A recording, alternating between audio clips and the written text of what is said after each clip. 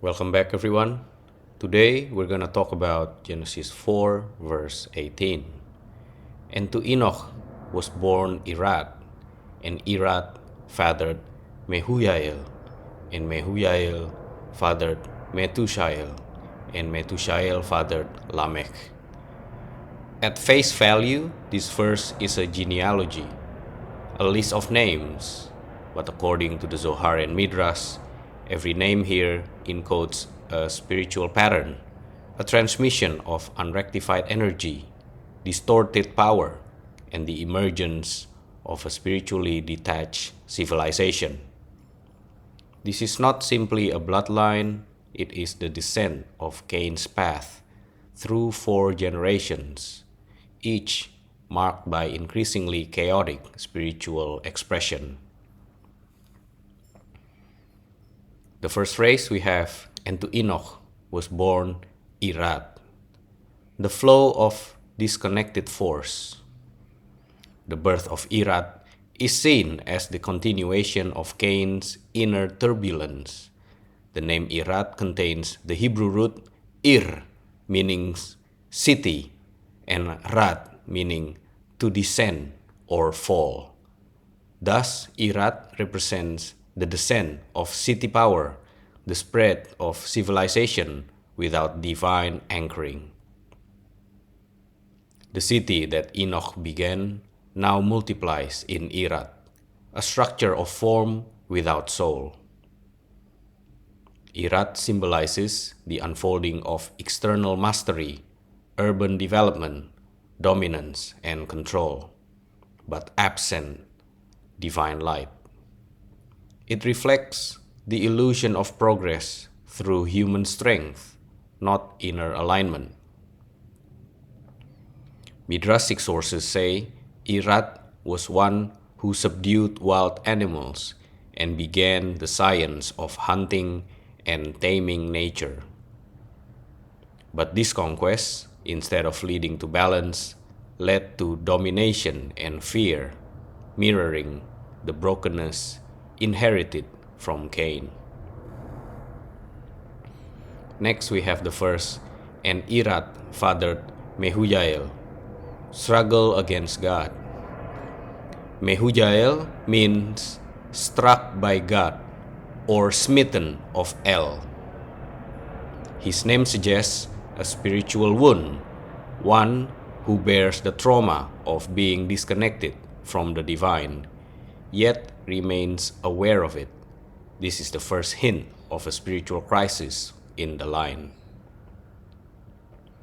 He bore the memory of light, but not its path, a wound that never healed. Mehujael represents the soul haunted by the absence of God, whose consciousness is shaped by a feeling of divine judgment, yet who does not return in repentance. This creates a lineage of spiritual resentment rather than humility. The Midrash says Mehujael generation became obsessed with naming, labeling, and possessing. His descendants cataloged stars, plants, beasts, but forgot their purpose.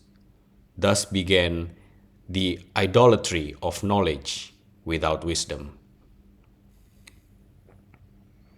Next, we have the phrase, and Mehujael fathered Methushael, rebellion in the face of eternity. Methushael can be read as one who demands from God. This name implies audacity, a kind of rebellious questioning. He is not smitten by divine absence like his father, but defiant, a challenger of the cosmic order. He built towers in his heart, shaking his fist at the hidden throne.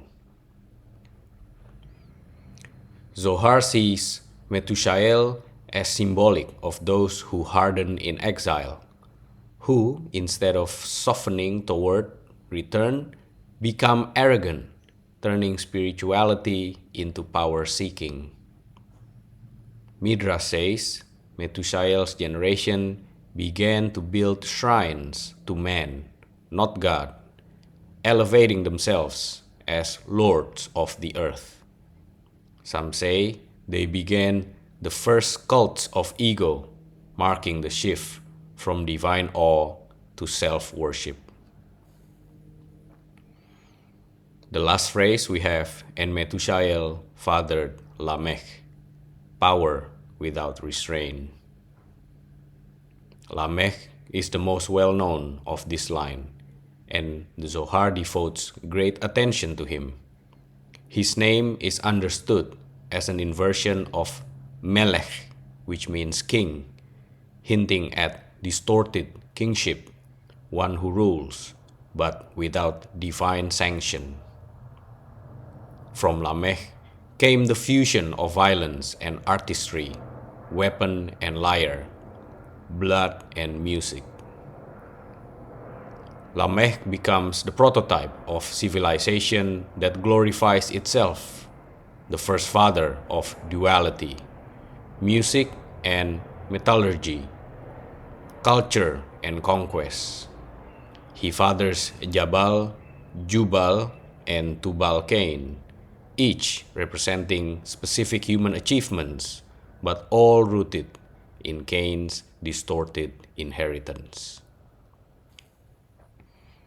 Lamech is said to be partially blind, representing moral blindness. Yet he kills with ease. Later we will see this in Genesis 4, verse 23 and 24. He boasts of his violence while excusing it, marking the rise of unrepentant pride. Midrash also teaches that with Lamech, society begins to justify its sins as natural or even necessary, thus laying the path toward the flood generation. The mystical symbol behind this verse, descent of the unrectified lineage. This genealogy is not just names, it is the descent of unrectified Geburah, divine severity. Each generation represents a further layer of separation from memory of the divine, Mehujael, to resentment, which represented by Methushael, to distorted rulership, represented by Lamech. Cain's bloodline became a spiral of power, downward, proud, inventive, and blind. But this descent was necessary to allow humanity to explore its lowest forms before receiving Torah, rectification, and messianic repair. The Zohar hints that even in Cain's line, sparks of light remain to be redeemed in the fullness of time. To summarize, Genesis 4 verse 18 gives Cain's 4-generation lineage. The Zohar and Midrash reveal it as the development of civilization without holiness, a descent from divine memory into rebellion and spiritual pride. The lesson from the verse, Cain's line becomes the prototype of civilization born in exile. Inventive, strong, culturally rich, but spiritually empty. Each name reflects a stage of disconnect from the divine. Yet, each carries hidden sparks, waiting for the soul brave enough to turn back toward the light. That's it for today. Thank you very much for your donation. Be blessed, everyone, and I will see you on the next episode.